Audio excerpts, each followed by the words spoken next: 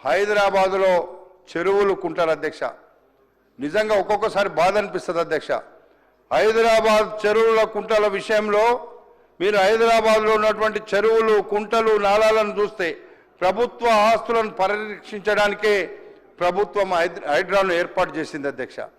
హైడ్రాను విమర్శిస్తున్నాం కదా, హైదరాబాదులో గతంలో హైదరాబాద్ రంగారెడ్డి జిల్లాలో ఎన్ని చెరువులు ఉన్నాయి, ఈరోజు ఎన్ని మిగిలి ఉన్నాయో ఒక్కసారి ఆలోచిస్తే 10 సంవత్సరాల్లో దాదాపు 50% చెరువులను పూర్తిగా అడ్రస్ లేకుండా చేసినటువంటి మాట ఈరోజు మీ ద్వారా గడిచిన 10 సంవత్సరాలు పాలించినటువంటి ప్రభుత్వాన్ని అడుగుతున్నా.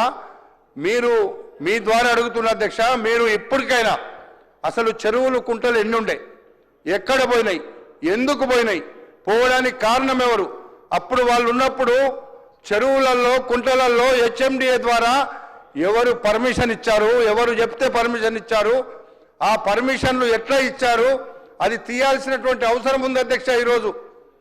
ఈరోజు వాళ్ళు పర్మిషన్లు ఇచ్చితే చెరువులలో కుంటలలో ఈరోజు ఈ ప్రభుత్వం అన్నిటికీ అడ్డంకిగా మారినటువంటి ట్రాఫిక్ వ్యవస్థ దేనివల్ల వచ్చింది అధ్యక్ష?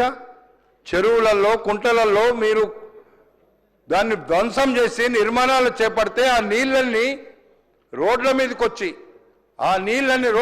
వచ్చి నడవలేని పరిస్థితిలో, ఉండలేని పరిస్థితిలో, తిరగలేని పరిస్థితిలో హైదరాబాద్ నగరంలో ఈరోజు మనం కష్టాలు పడతలేమా అధ్యక్ష?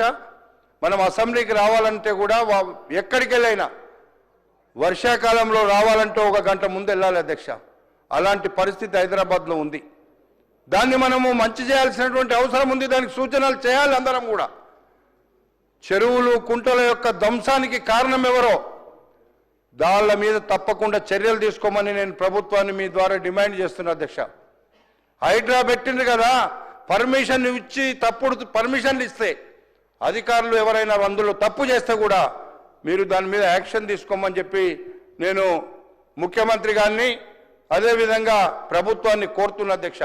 ఎందుకంటే అధ్యక్ష, మీరు చెరువులు కుంటలు ఇది ఒక ప్రధానమైనటువంటి అంశం అధ్యక్ష. దానికి ఇవన్నిటికి కారణం కూడా హైదరాబాద్లో ఇబ్బంది పడడానికి కూడా కారణం అదే అధ్యక్ష. అందుకే హైడ్రా ఏర్పాటు చేసింది ప్రభుత్వం. హైడ్రా ఏర్పాటు చేయడం వల్ల అధ్యక్ష ప్రభుత్వ ఆస్తులను పరిరక్షించడమే కాకుండా పోలీసు కానీ, హెచ్ఎండిఏ కానీ, జిహెచ్ఎంసీ కానీ సమన్వయంతో ఈ వ్యవస్థను ఏర్పాటు చేసిన సందర్భంలో అందరూ సమన్వయంతో పనిచేస్తే తప్పకుండా కొంత మనకు న్యాయం జరుగుతుందని చెప్పి కూడా మీ ద్వారా తెలియపరుస్తున్న అధ్యక్ష. అదేవిధంగా చెరువులు కుంటలన్నీ కబ్జా చేసి ఆక్రమించినటువంటి దుర్మార్గుల మీద తప్పకుండా చర్య తీసుకోవాలి అధ్యక్ష. ఈరోజు మనం వాళ్ళు ఏషియన్ రూమ్ మేము తీస్తున్నామంటే కుదరదు. మొన్న నేను చూసిన అధ్యక్ష, నేను ఇక్కడ మాట్లాడిన తురుకయం నా నియోజకవర్గంలో తురుకయంజాల్ అనేటువంటి చెరువు ఒకటి ఉంది అధ్యక్ష. 600 ఎకరాలు చెరువు మధ్యలోనే రోడ్ వేసిండ్రు.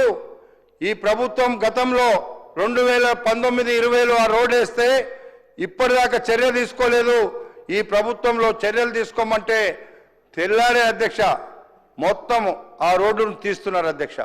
నిజంగా నేను అభినందిస్తున్నా. కానీ దాని మీద వేసినటువంటి వాళ్ళ మీద ఆ తీసేటువంటి డబ్బునంతా ప్రజల సొత్తును ఖర్చు పెట్టకుండా ఎవరైతే అక్కడ ధ్వంసం చేసిండ్రో వాళ్ళని పట్టుకొచ్చి కూర్చుండబెట్టి వీళ్ళను తప్పకుండా శిక్షించి వాళ్ళ ద్వారానే అది ఆ డబ్బులు ఎంత అయితే అంత వాళ్ళ ద్వారా తీసుకోవాల్సినటువంటి అవసరం కూడా ఉందని చెప్పి మీ ద్వారా నేను తెలియపరుస్తున్నా అధ్యక్ష. అందుకే హైదరాబాద్ నగరంలో ఇప్పటికైనా పర్వాలేదు, మీరు మీ ద్వారా అడుగుతున్న అధ్యక్ష, ప్రభుత్వానికి ముఖ్యమంత్రి గారిని కోరుతున్నా, హైదరాబాద్ నగరంలో ఉండేటువంటి చెరువులన్నీ, కుంటలన్నీ, నాలాలన్నీ ఎన్ని కబ్జాలకు గురైనాయి, ఎన్ని ఇప్పటి వరకు తీసినాము, తీయలేకపోతే ఎందుకు తీయలేకపోతున్నాము అనేటువంటిది కూడా ప్రభుత్వం తప్పకుండా దీని మీద చర్య తీసుకొని హైడ్రా ద్వారా తీసుకుంటారో లేకపోతే జిహెచ్ఎంసీ కానీ, హెచ్ఎండిఏ కానీ ఏ మనకుండేటువంటి వ్యవస్థల ద్వారా అది తప్పకుండా యాక్షన్ తీసుకోమని చెప్పి కూడా మీ ద్వారా కోరుతున్న అధ్యక్ష.